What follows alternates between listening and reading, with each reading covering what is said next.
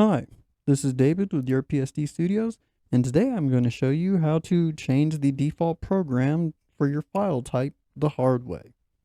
Let's get started.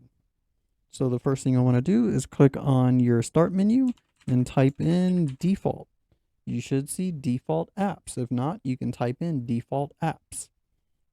Open that and you will be greeted with all of the default apps that you can change, such as mail, maps, music, photo, video, or your browser.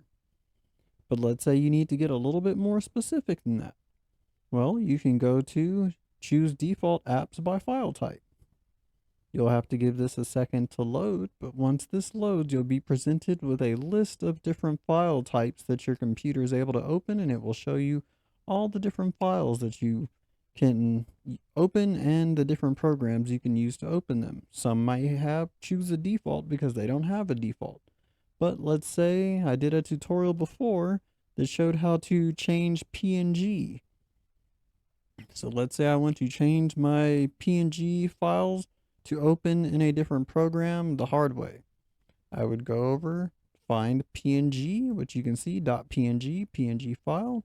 You click on that and it will let you select the different programs.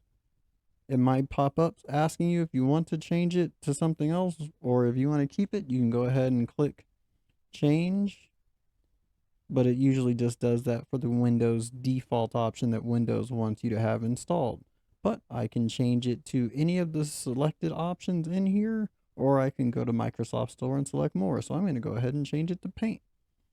And as you can see, it changes it to Paint. So any PNG file that I open going forward is going to open in Paint instead of in the photo viewer. And you can do that for almost every single file type that you have. So feel free to browse through and see what you want. That's it.